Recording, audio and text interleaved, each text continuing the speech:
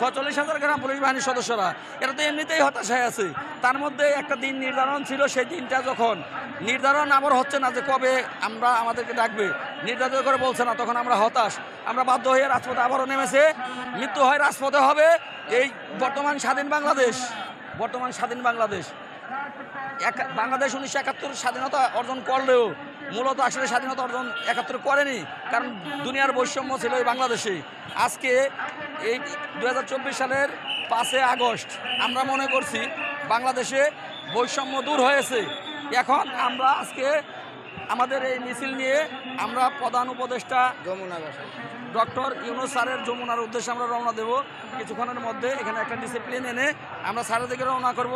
আমরা আর কাউকে বিশ্বাস করি না, অলরেডি বিশ্বাস ভঙ্গ হয়েছে মাত্র 2 দিনের মাথায়। সিদ্ধান্ত নিয়েছি, আমাদের প্রথম যে দাবিটা ছিল সেটা হচ্ছে জাতীয় বেতন স্কেল দিতে হবে। 2 নাম্বার যে দাবিটা ছিল স্বরাষ্ট্র মন্ত্রণালয়ের অধীনে পরিচালিত করতে হবে গ্রাম পুলিশ বাহিনীর সদস্যদের। তৃতীয় যে দাবিটা ছিল পুলিশ কনস্টেবলদের ন্যায় গ্রাম পুলিশ সদস্যদের জাতীয় বেতন স্কেল গ্রেড নির্ধারণ করতে হবে এবং দফাদারদেরকে পুলিশ এসআইয়ের সমবেতন স্কেল গ্রেড নির্ধারণ করতে হবে। 4 নম্বর দাবি ছিল পুলিশ সদস্যদের ন্যায় গ্রাম পুলিশ হেডকোয়ার্টার চালু করতে হবে।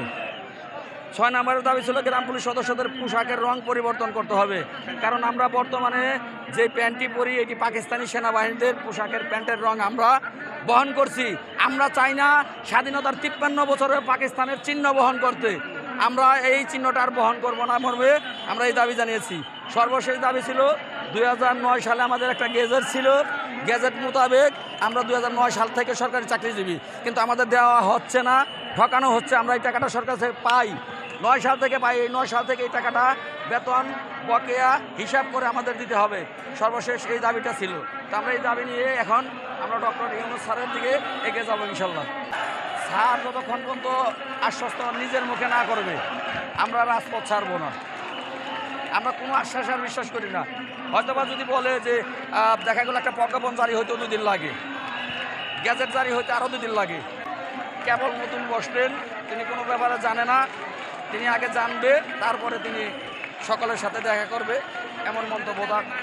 কোনো দিন তারিখ কোনো কিছুই দেওয়া হয়নি। অত্যন্ত দুঃখের সাথে জানাচ্ছি, দুপুরে না খেলে রাতে না খেলে সকালে শরীর দুর্বল হয়ে যায়।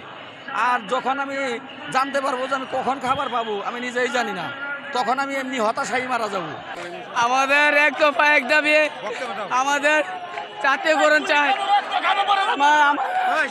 আমরা সরকারি চাকরি নিয়ে গিয়ে আমরা ভুল করছি। আমরা সরকারি নিয়োগপত্রের চাকরি, আমরা গ্রাম পুলিশ বাহিনী, আমরা একটা বাহিনী। আমরা যদি বাহিনী হয়ে সেটা যদি আমাদের 4,000 টাকা যদি বেতন পাওয়া লাগে, আমাদের ছেলেমেয়েরা যদি না লেখা বড় করে দেরি, তাহলে এ বাংলাদেশ আমাদের জন্ম হয়ে বলেছে। আমরা মা বাবার এক মুঠো ডাল ভাত খাওয়াতে পারি না। আমরা যদি আমাদের মা বাবার যদি একটা বুড়ি কিনে হয়তো লাগে, হয়তো যায় হিসাব করে আওয়ার লাগে, কেন আমাদের সাথে এত জুলুম কেন? এই সরকার কাছে আমাদের একটাই আবেদন, আমাদেরকে প্রতিষ্ঠান গ্রাম পুলিশগণ এই অল্প বেতনে আমাদের পরিবার পরিজন নিয়ে মানবতার জীবন যাপন করতেছি। পারিতেছি না বাচ্চা কাচ্চাদের ভালো পোশাক পরিধান করাতে, পারিতেছি না নিজে দুবেলা দুমুঠো ভাত খেতে, পারতেছি না পিতা মাতার চিকিৎসা করাতে।